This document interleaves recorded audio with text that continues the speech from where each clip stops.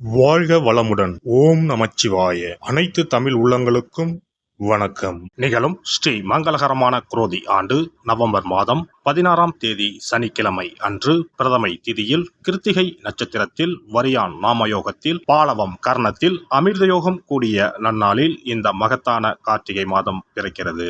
கார்த்திகை மாதம் என்றாலே ஐயப்பனுக்கு விரதம் ஆரம்பிக்கக்கூடிய காலகட்டம் ஆகும். மற்ற எந்த மாதத்திற்கும் இல்லாத தனிச்சிறப்பு கார்த்திகை மாதத்திற்கு உண்டு.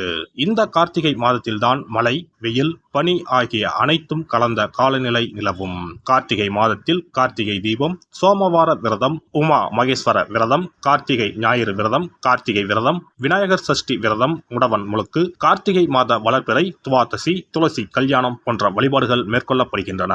சூரிய பகவான் விருச்சிக ராசியில் சஞ்சரிக்கக்கூடிய கார்த்திகை மாதத்தில் சூரிய புதன் சேர்க்கையால் புதாதித்ய ராஜயோகமும், சூரியன் குரு எதிரெதிர் ஸ்தானத்தில் சஞ்சரிக்கும் போது சம சப்தம யோகமும், சூரியனுக்கு தனஸ்தானத்தில் சுக்கிரனின் அமைப்பால் வேசி யோகமும் உருவாகிறது.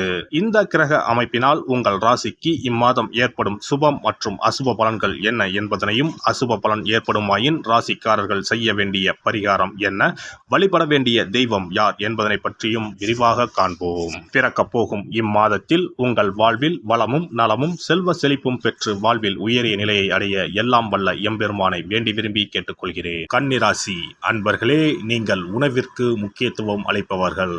இந்த மாதம் எதிலும் கவனமாக இருப்பது நன்மை தரும். சுக்கிர பகவானின் சஞ்சாரம் பணவரத்தை அதிகப்படுத்தும். பேச்சின் இனிமை, சாதுரியம் இவற்றால் எடுத்த காரியங்கள் கைகூடும். புண்ணிய காரியங்களில் நாட்டம் அதிகரிக்கும். தந்தையுடன் வீண் வாக்குவாதங்களை தவிர்ப்பது நல்லது. அவரை அனுசரித்து செல்வது மிக நல்லது. பூர்வீக சொத்துக்கள் மூலம் வரவேண்டிய லாபம் தாமதப்படும். தொழில் வியாபாரத்தில் எதிர்பார்த்த லாபம் பெற கடினமாக உழைக்க வேண்டியிருக்கும். புதிய ஆர்டர்கள் கிடைப்பதில் தாமதம் உண்டாகும். உத்தியோகத்தில் இருப்பவர்கள் கூடுதலாக உழைக்க வேண்டியிருக்கும். முயற்சிகள் எதிர்பார்த்த பலன் தராமல் போகலாம். வீண் அலைச்சல்கள் உண்டாகலாம். குடும்பத்தில் இருப்பவர்கள் உங்களின் ஆலோசனைகளை கேட்டு எதையும் செய்வார்கள். கணவன் மனைவிக்கு இடையே இருந்து வந்த பிரச்சனைகள் நீங்கும். பிள்ளைகளுடன் அனுசரித்து செல்வது நல்லது. பெண்களை பொறுத்தவரை எதிலும் முழு கவனத்துடன் ஈடுபடுவது நன்மையை தரும். பணவரத்து எதிர்பார்த்தபடி இருக்கும். கலைத்துறையினர் மற்றவர்களுக்கு உதவ போய் வீண் பலிகளை ஏற்பர். கவனம் தேவை. தொழில் தொடர்பான அலைச்சல்கள் அதிகரிக்கும். ஆனால் பணவரத்து திருப்திகரமாக இருக்கும். மற்றவர்களின் கருத்துக்களுக்கு மதிப்பு கொடுப்பது நன்மை தரும். அரசியல் துறையினருக்கு கூடுதல் பணி சுமையை ஏற்க வேண்டி இருக்கும். மேலிடத்தில் உங்களது கருத்துக்களை தெரிவிக்கும் போது கவனமாக பேசுவது நல்லது. வீண் அலைச்சல், தடை தாமதம் ஏற்படலாம். கவனம் தேவை. புதிய முயற்சிகளை தள்ளி போடுவது நல்லது. மாணவர்களுக்கு கல்வியில் வெற்றி பெற அதிக ஈடுபாட்டுடன் படிப்பது நன்மையை தரும். வீண் அலைச்சல்கள் ஏற்படலாம். நட்சத்திர பலன்கள் உத்திரம் 2, 3, 4ஆம் பாதங்கள். இந்த மாதம் வீண் கவலை ஏற்பட்டு நீங்கும். உடல் ஆரோக்கியத்தில் கவனம் தேவை. உங்களது சொத்து தொடர்பான விவகாரங்களில் தாமதம் ஏற்படும். பக்தியில் நாட்டம் அதிகரிக்கும். நெருங்கிய நண்பர்களிடம் மனஸ்தாபம் ஏற்படலாம். அஸ்தம் நட்சத்திரம். இந்த மாதம் தொழில் வியாபாரத்தில் ஈடுபட்டு இருப்பவர்கள் பார்ட்னர்கள் மற்றும் வாடிக்கையாளர்களிடம் அனுசரித்து செல்வது நன்மையை தரும். உத்தியோகத்தில் இருப்பவர்கள் வேலைப்பளு ஏற்பட்டாலும் எப்படியாவது செய்து முடித்து விடுவீர்கள். சக ஊழியர்களின் ஒத்துழைப்பும் இருக்கும். சித்திரை 1, 2ஆம் பாதங்கள். இந்த மாதம் குடும்பத்தில் இருப்பவர்களுடன் ஏதாவது ஒரு வகையில் வாக்குவாதம் உண்டாகும். கணவன் மனைவிக்கு இடையே சிறு சிறு மனஸ்தாபம் உண்டாகும். சகோதரர்களிடம் கருத்து வேற்றுமை ஏற்படலாம். வெளியூர் பயணங்கள் செல்ல வேண்டி இருக்கும். புதன் கிழமையில் அருகில் இருக்கும் காவல் தெய்வத்தை வணங்க மனதில் இருந்த குழப்பம் நீங்கி நிம்மதி உண்டாகும். கடன் பிரச்சனைகள் தீரும். சிறப்பு தொகுப்பு. கண் திருஷ்டிகள் அகன்று தடைப்பட்டு கொண்டிருக்கும் காரியங்கள் நிறைவேற செய்ய வேண்டிய பரிகாரம் என்ன என்பதனை பற்றி காண்போம். வாழ்க்கையில் நல்ல நிலையில் இருந்தவர்கள் கூட திடீரென்று பொருளாதாரம் இழந்து மன கஷ்டங்களுடன் வாழும் நிலை ஏற்படும். இந்த நிலை எதனால் ஏற்பட்டது என்று ஆராய்ந்து பார்த்தால் பெரும்பாலும் அவர்களின் மீதான கண் திருஷ்டிதான் காரணமாக இருக்கும். கல்லடி பட்டாலும் கண்ணடி படக்கூடாது என்று சொல்வார்கள் அல்லவா, அது உண்மைதான். இது போன்ற பிறரின் பொறாமை கொண்ட கண் திருஷ்டியினால் பலரின் வாழ்க்கை சிரமத்திற்கு ஆளாக நேரிடும். இது போன்ற கண் திருஷ்டிகளிலிருந்து எப்படி தப்பிப்பது? இருக்கவே இருக்கிறது எளிதாக கிடைக்கும் ஊமத்தஞ்செடி. தெய்வ சக்தி நிறைந்த செடியாக கருதப்படும் ஊமத்தஞ்செடியின் காய், பூ, இலைகள் என அனைத்தும் தீய சக்திகள் விரட்ட பரிகாரத்துக்கு பயன்படுகிறது. பொதுவாக ஊமத்தம் காய்க்கு கெடுதலை அகற்றக்கூடிய சக்தி உண்டு.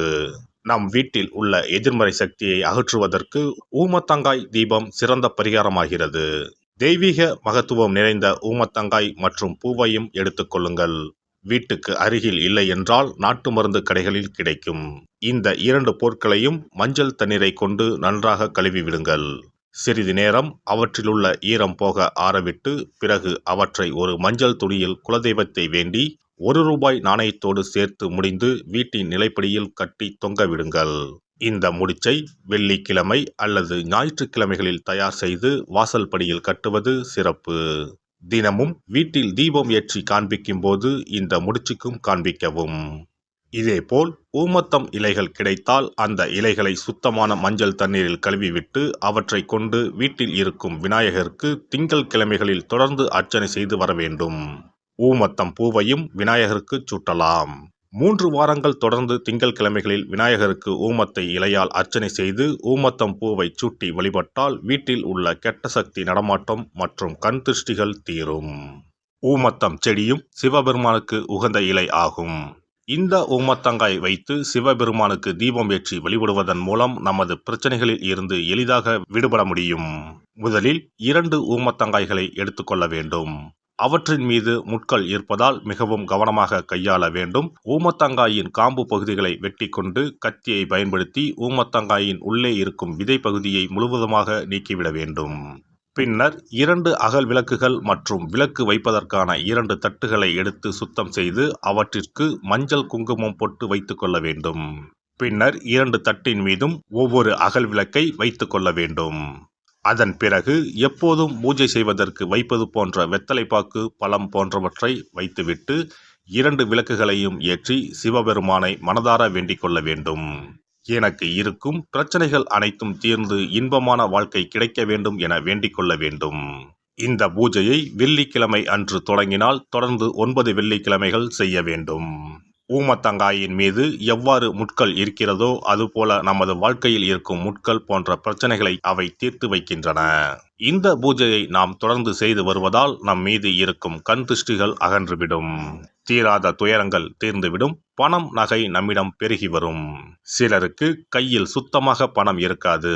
வறுமை தாண்டவமாடும். கடன் தொல்லையால் கஷ்டப்படுவார்கள். பண பிரச்சனையில் சிக்கி கொண்டிருப்பவர்கள் இந்த தீபத்தை ஏற்றினால் 3 வாரங்களில் நல்ல பலனை பெற முடியும். தொழிலில் நல்ல முன்னேற்றம் இருக்கும். கடன் பிரச்சனைகள் தீரும்.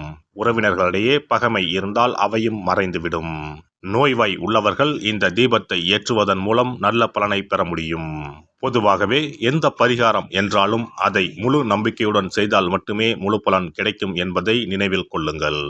எல்லாம் வல்ல இறையருளால் நீங்களும் உங்கள் அன்பு குடும்பமும் உடல் நலம், நீலாயுள், நிறை செல்வம், உயர் புகழ், மெய்ஞானம் ஓங்கி வாழ்க வளமுடன்.